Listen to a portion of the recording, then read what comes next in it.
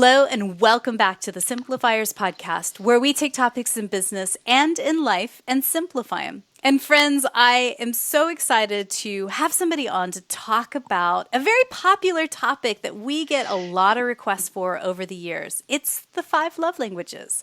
And this time, we're going to simplify it in a slightly different way. So Dr. Gary Chapman co-authored the book with a fantastic artist in Sheffield, England.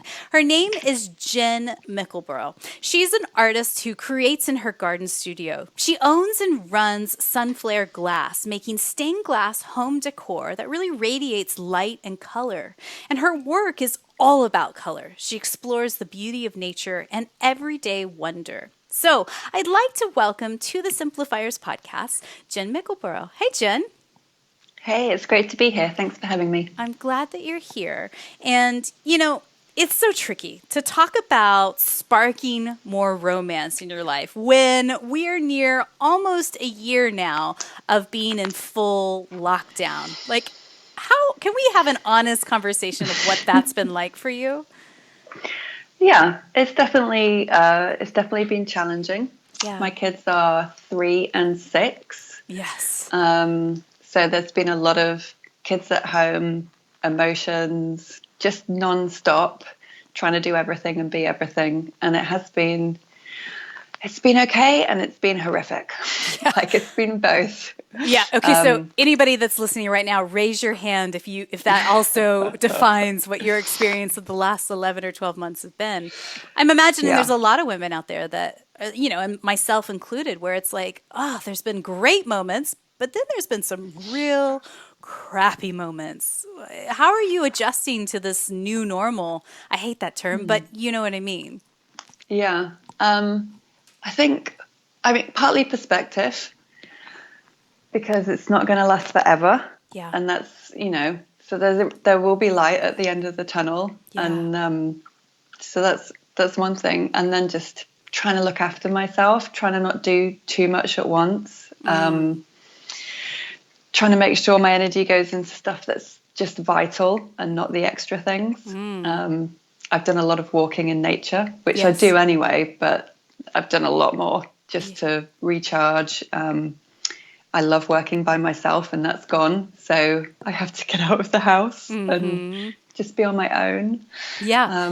And for anyone who is listening that doesn't live in England, I mean, the lockdown situation is extreme at times. I mean, kids home from school doing online learning, you can go outside to exercise 1 time a day kind of thing. There's no intermingling with other families. So in America, some places in America, it's as if there is no pandemic. There are yoga studios open and gyms and kids are going to school. And, the only restriction, more or less, is you have to wear a mask inside the grocery store. And that's about it.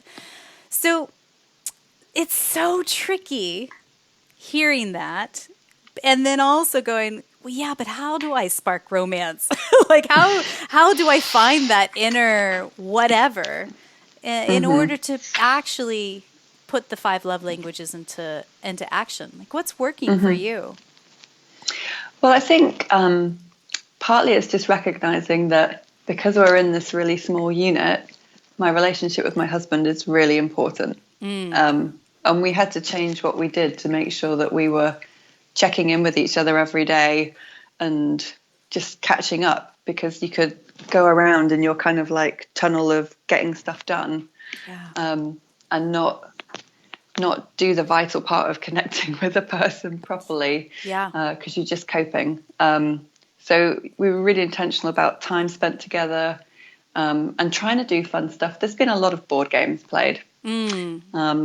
And just a lot of wishing that we could go for a coffee by ourselves. Right. And one day it will happen again. Yeah. And I think maybe if I could kind of get a little bit deeper here, maybe this big pandemic thing needed to happen on a global scale for all of us to kind of wake up. Because I think we were all, and I'll be the first to put my hand up, kind of running in this rat race of life and living very unconsciously and cramming as much into our schedule as humanly possible, that it took a seismic shift like this for all of us to reprioritize how we use our time, right?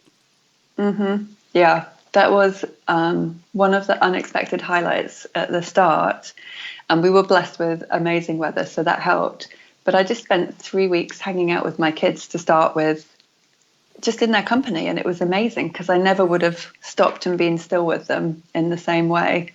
And I do also think we weren't particularly busy people. We didn't do a lot of classes and outside of school. And even now I'm like, how did we do it? How did we fit it in? How are we going to see that many people again? And I think there is a readjustment of investing in what's really important and the relationships that are really important. So yeah. Yeah. Spring 2020 lockdown in England, you guys, it was beautifully mild, very sunny, unusually so. And so, yes, it did feel like in some ways an extended vacation. There was some adjustment, I will not lie, but it was so nice. And so winter 2021 lockdown, where it's gray and wet and miserable and all the things, and you're shoved inside your house, and there's just 11 months of no social outlet with friends. It's hard on our human hearts, right? Yeah, it is. It's really hard. And we still have to go out every day. I've got a 3-year-old boy, and if he's not out of the house, then we're all crazy. Yes. Yes. But yeah, it is.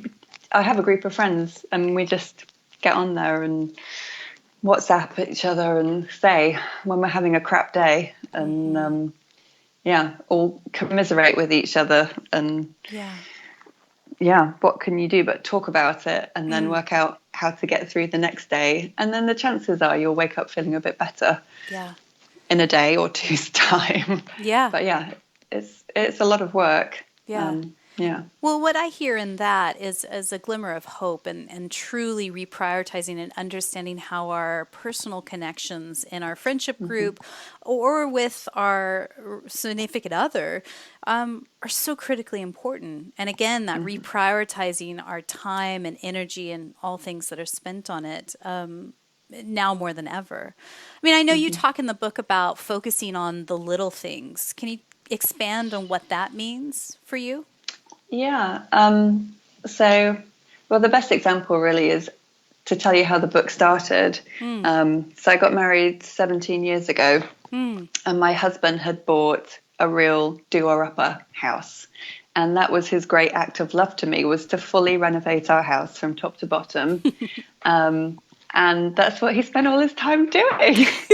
And I really needed to sit and chill out with him, or go for a walk, or just the little everyday moments of connection he wasn't keyed into. So I wrote him a little book full of ideas, things that we could do that were just about those day-to-day connections. And that's what this book is really. It's not grand romantic gestures. It's the really simple everyday stuff that communicates that you're thinking about your partner and that you care for them, and that they're special and you want them to be happy. And you mentioned, like creating that climate of connection in those everyday moments. What does that mean? I think, especially now in the pandemic, when we're reliant on such a small unit, it's what keeps the relationship ticking along smoothly, is to have that extra bit of care from your significant other. And if you're doing great, then it's lovely, it's icing on the cake. But actually, when we're having a hard time, it's the bit that boosts you for the day, makes you feel okay, lets you carry on and take a deep breath and keep going. Right. Yeah.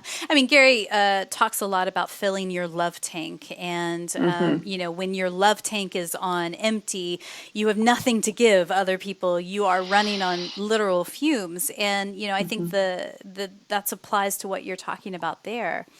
Do you believe that filling your love tank is the responsibility of other people, or is it also the responsibility of yourself, like filling your own, taking good care of yourself too, right?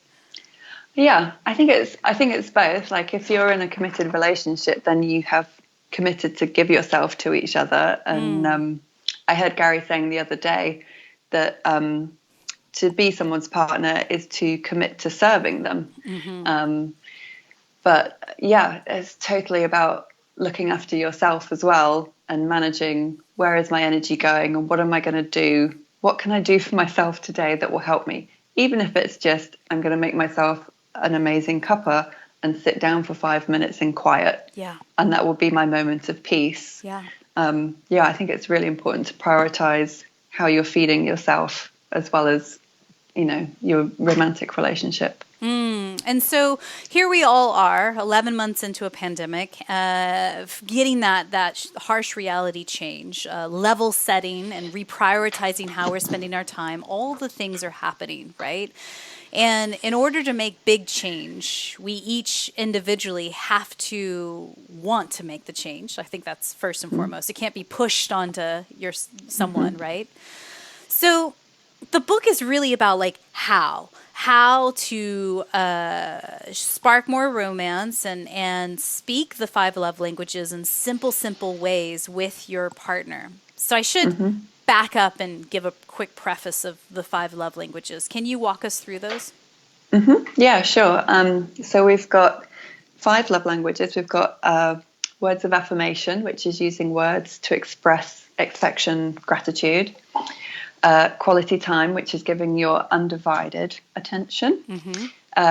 Gifts doesn't need a great explanation, but it does need saying. They don't have to be big and fancy. They can be small and still meaningful.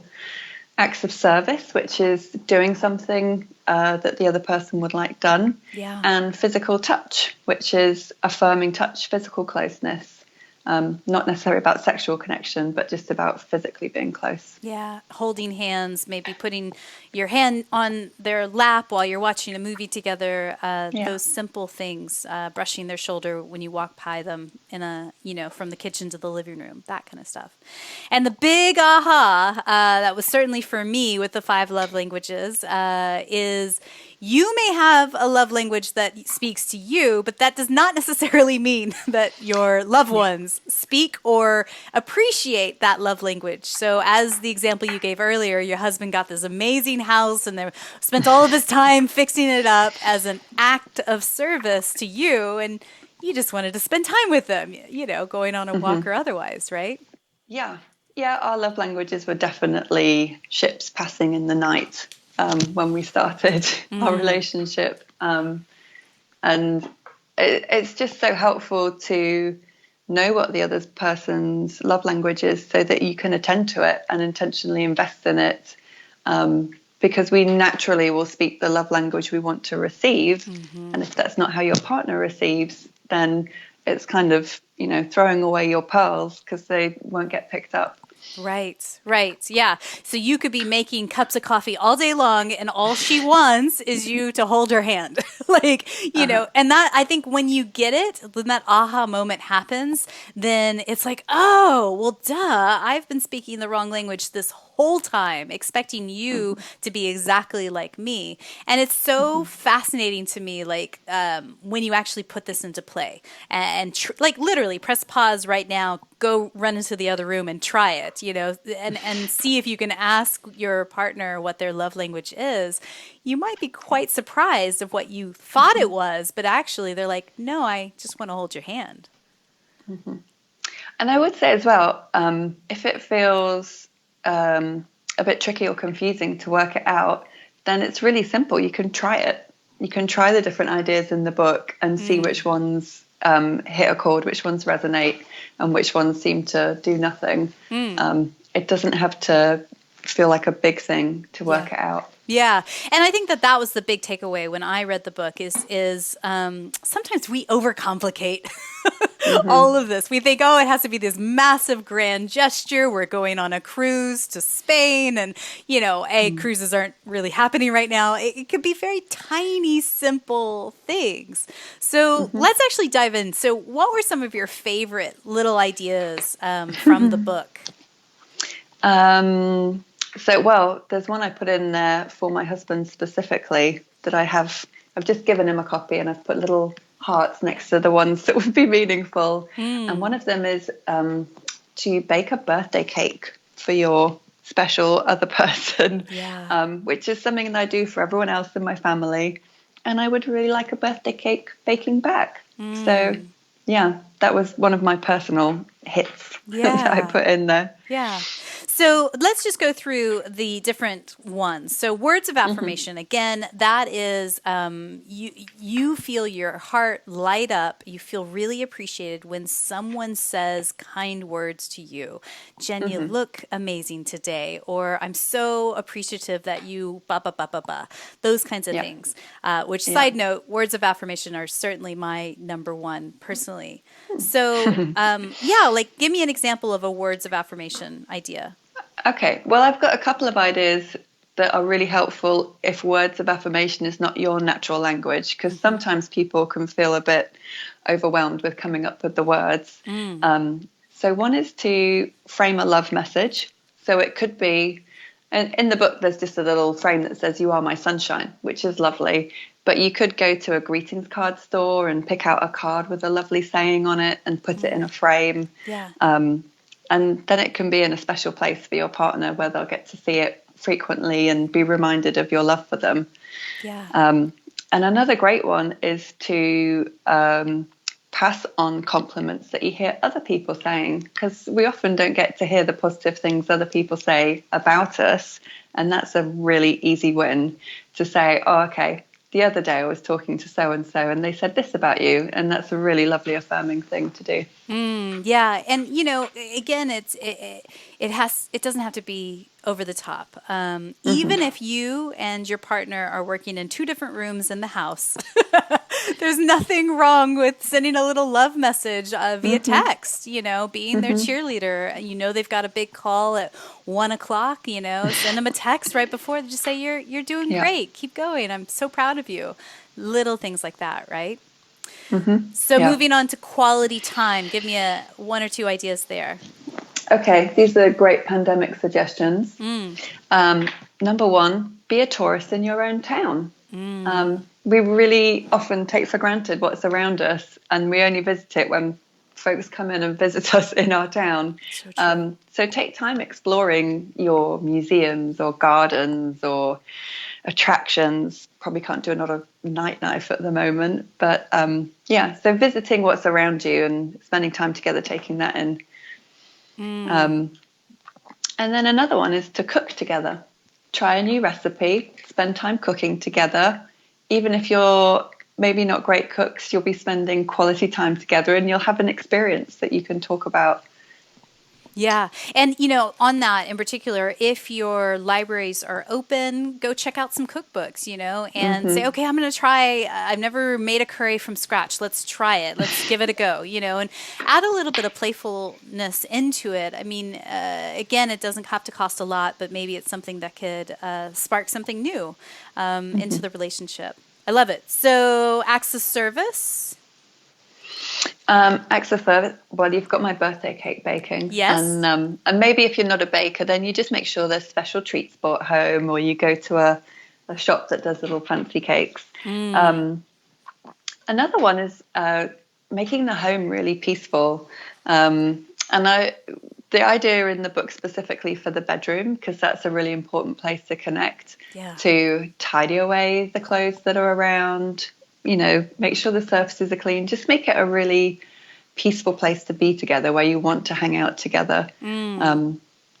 Yeah, I love that. In this one in particular, I thought, oh man, there's an idea called paper pusher. Take care of the paperwork and or bills. I would be very grateful if somebody actually did that for me. So, like if there are bills that are stacking up, or you just need to get organized with piles of paper in the kitchen or wherever, that is certainly one that would light me up personally. Yep. Okay, talk to me about physical touch. So one of the ideas I'm still hoping I'm going to get my husband to try for Valentine's is to do a dance class together. Obviously, we can't go out to the dance classes very much at the moment, but there's plenty of stuff on YouTube. So even if you're short of time, you're short of cash, you can just find a YouTube dancer find a teacher, and no one's going to see you. So it doesn't matter if your moves are atrocious, but you'll probably have lots of fun together.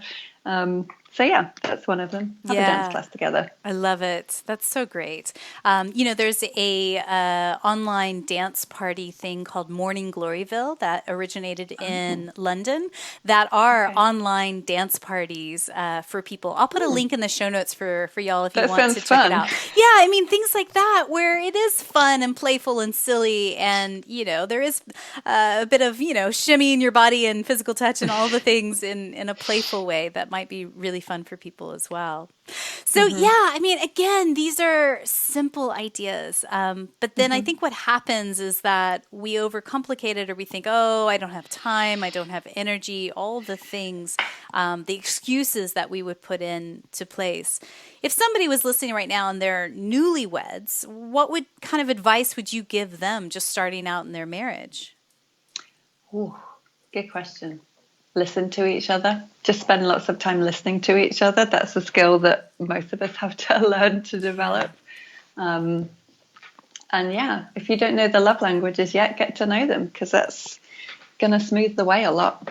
Yeah, for sure. And I'll put a link in the show notes. Again, all the things that we talk about today, you can find at the simplifierspodcast.com. But I'll put a link in the show notes for Dr. Chapman's 5 Love Languages quiz, the online free quiz. So you can actually do a test and see which one is your love language. And my understanding is that you have a primary love language and you might have a secondary.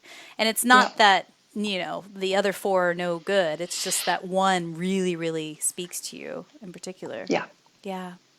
So what about when you're exhausted and run down or sad or just feeling not, you're 100%? What advice would you give to someone then? I think stop doing all the things you don't need to do. That's something I've been really trying to do. We've had a lot of soup and jacket potatoes in our house because I don't have to do a lot of work. Take time for yourself if you can. Yeah. Get outside. It always amazes me when I'm inside and it's maybe not a beautiful day outside, and then I actually get outside and I just feel so much better. So get outside, exercise, or just get outside and sit outside and feel the fresh air. Yeah. That is a huge medicine to me, especially at the moment in the pandemic. Agreed. Yeah. And I think that there is a tendency, especially for us women, I'm going to stereotype here, but I have a tendency to believe that it is female more than male. It's that we bottle it up. We like push it down, and we don't really outwardly communicate it to our partners, our friends or otherwise. Do you think there's some truth in that? Yeah, I think with women, and especially if you're managing a household, you've got children, you're good at coping with stuff because you have to be. You need to be able to deal with the random stuff that kids do that you have to handle. Right. And it's a good skill to have, and it is of service in a situation like this. But if you don't stop and be real about what's going on, then you're probably going to hit a wall at some point. So it is really important to be able to express what's going on, speak to a good friend, and also, like, if you're not saying it, there's probably someone else not saying it as well. Right. And it's really cathartic just to speak to someone else and have a rant and say what you need to get off your chest. It's really helpful. And I imagine also when you communicate these things, better out than in, right? With your spouse or even, to some level with your children, depending on how old they are. It clues them into what you're feeling deep down inside as well. Because it's really hard to speak someone else's love language if you don't really know where they're at, right? Yeah, totally. I just agree completely with what you said. Yeah. So Jen's first book is called You Get Me, Simple Romantic Ways to Speak the 5 Love Languages. It's available in bookstores all over, either online or your favorite local bookshop. So make sure to go out and check it out. And, Valentine's Day just happened, came and went, and that's always that moment where it's like, oh, red roses and chocolates and all the things. But really, this is something that goes throughout the year. Again, it's as Jen says, the little simple moments and things that you do every single day, the micro moments that build up that climate of connection in your household, right? Yeah, for sure. And that's a kind of in the front of the book, we suggest put a reminder in your phone weekly to pick up the book and try something and give it a go. And actually in the back of the book, we've left space for you to make notes if that helps. Like if you tried it, did it work? Is there anything you'd change? And space even for your partner to add things that aren't in there that would be particularly special to them. Yeah. So yeah. Yeah. Well, you can find Jen online at her website, jenmick.com. Again, all the links are in the show notes at the simplifierspodcast.com. So Jen, I have a few questions as we wrap up that I like to ask everyone. And thanks again for being here today. What's one book or blog that you're reading these days that's either inspiring you or poking holes and challenging your belief system? Always Brené Brown. Brené Brown, Brené Brown, Brené Brown. Yeah. I feel like I need to sit down and read through all of them at the moment. So yeah, I've been reading Rising Strong, particularly at the moment. Yeah, 100%. It's such a great book. We will put a link in the show notes for that book as well. So tell us, who's one person in your network, somebody that you know personally that you just feel is up to brilliant things? We could shine a spotlight on them, and who knows, maybe one day we'll have them on the podcast. I have a wonderful German friend called Kirsten Hack. She is a writer and a publisher, and she simplified her life by buying a houseboat to live in and work on.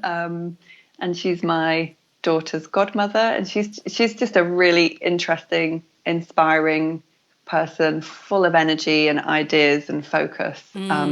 So yeah, should be really interesting to talk to. Fascinating. You know, there's quite a few villages and towns, I believe in Amsterdam in the Netherlands, that are boats on the water. Like they really are. And it's interesting to see that lifestyle and how that works, you know. For sure. Yeah.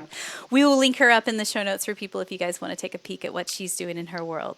So I believe gratitude and simplicity go hand in hand. Tell me, what are you grateful for today? Good sunshine this morning. It's very rare in England that we get snow and sunshine together. Yeah. And we've had a bit of that this week. So yeah, being outside and being in the sun, that's my main thing today. Good. Yes. So again, you can find her book anywhere where books are sold online. You Get Me is what it's called. Simple Romantic Ways to Speak the 5 Love Languages. And my final question for you today is this, Jen. And again, thanks for your time. If someone somewhere is listening to this episode right now and she really does want to apply this, but she feels so disconnected from her partner, she feels so disconnected from all things in her own love tank, she is running on fumes. What's one thing you could whisper into her ear right now just to encourage her in this moment? That it will get better. Because if that's your desire, then you will make it so. And that the small things you do can make a really big impact. So don't be discouraged. Just do whatever the smallest thing is that you can. Jen, thank you so much for your time. Thanks for having me.